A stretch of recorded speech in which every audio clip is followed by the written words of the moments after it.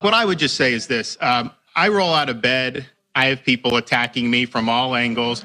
It's been happening for many, many years. And if you look at the good thing about it, though, is like if you take a crisis situation like COVID, the good thing about it is when you're an elected executive, you have to make all kinds of decisions. You got to steer that ship.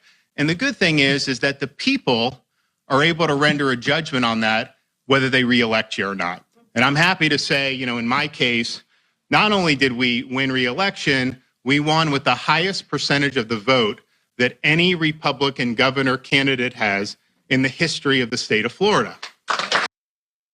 Oh, damn. Look at the shots being fired, the relative shots being fired. That is simultaneously, I think, the strongest, sharpest attack against Donald Trump right there. He doesn't say the name, of course, but he says, people wake up and attack me all the time, but that's just part of this thing. And in our case, no big deal, we got reelected. I'm not saying anything about the people who might not have gotten reelected, but in our case, I'm still in elected office. So that's good. It's cutting in a way. I like it. However, I want to briefly evaluate with you, JR. Is that going to be enough? Because, he didn't even say, as far as I saw, maybe in the extended comments, he says Trump. He didn't. But this is, I feel like there was a handful of people trying to do this the last time around, or not the last time around, but the previous time around. Like, I'm not gonna descend down to that level. I have a serious job to do, and the people like me. Okay. Maybe that's enough. What do you think, JR? He might be able to take down Trump. No, he might be able to not descend to that. But the thing is, as far as taking out Trump, it's going to have to literally be because of the scenarios, because of the situation, because of the loss of power, because of the 30 to 40 different, legal issues that Trump is having to deal with. So it's kind of ripe. It's perfect for Ron DeSantis. Ron DeSantis was, I think, weighing his options to see whether or not Donald Trump was really going to get caught up with some of these things that he's been up to. I think the majority of Republicans, because you saw when he ran in 2015, they didn't like his ass.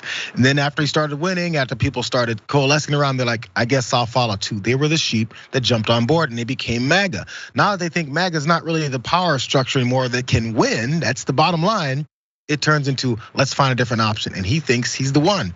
I think a lot of people think that. So it's more of a striking while the iron is hot and not because of his great personality and how much people love him and his great policies and all that stuff. That's why he says stupid things like, I'm getting this attack from all angles. How many different angles are there that you can be attacked from? Are deep-rooted conservatives attacking you? Are the people who are supporting you over your hatred towards the LGBTQ and children and books and schools and black history classes? Are those the people that are attacking you? Because that's what you're pushing. Imagine if he doesn't seem as concerned about that. Yeah, not at all. Not at all. This guy who's been attacked from every angle is attacking every other angle. Somehow he's the victim because that's the fuel that he's going to try and get to push through this. I feel really bad for him. But I lost the comment, but I believe it was Carrie in the YouTube chat was like, I didn't know he was talking about Trump. That's maybe the point, or maybe that's the issue. The question did mention Trump to give the credit to how the question did. The person asked said Donald Trump has been attacking you on this, and that. Do you have any thoughts?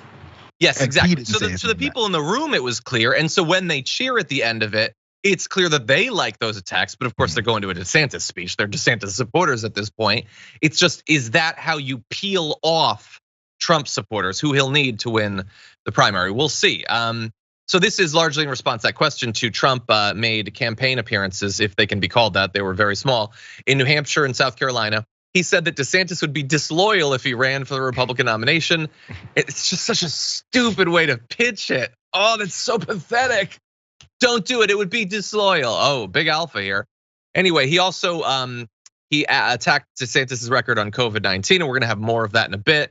He contended that DeSantis was trying to rewrite history regarding his handling of the pandemic, including the governor's decision to allow lockdowns during the first months, as well as his aggressive early push for people to get vaccinated. And isn't it great to live in a country where two terrible people are fighting over who gave up fastest in stopping people from needlessly dying from COVID? Ooh, I can't wait for the future. But anyway, my just overall advice, I guess, if I would offer any advice to DeSantis, and at this point I don't want him to win, so would be people tried to rise above it in 2016. Lots of people, some of them popular at that point, tried to rise above it. And rising it above it is giving you sort of like the aura of dignity or professionalism or something, which is fine for you to want that. But you should bear in mind that the Republican base doesn't care at all about those things. They don't choose the more dignified person. They don't choose the more professional person. They liked Herschel Walker. They liked Donald Trump. This is not exactly how you would. I could be wrong, and we'll see. That's why we're going to be tracking it throughout the year. I feel like we need to see, and we're still waiting to see, a broadside, fire the cannon directly at Trump, hit him with something brutal and demeaning and cruel and heartless and immature. I hate it, but your base is gonna love it. That's how you actually win. And so far, he doesn't seem to be willing to do that. He wants to rise above it, and we'll see if he rises above it up until he gets buried. He's trying to bring sanity back to the party, John. If he was, I would love that. But as we're gonna get into, that's not actually what he's doing. It's purely rhetorical.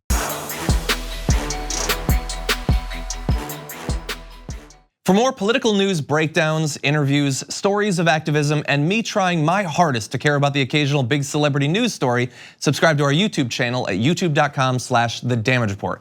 And you can ring the bell wherever it is so you don't miss anything.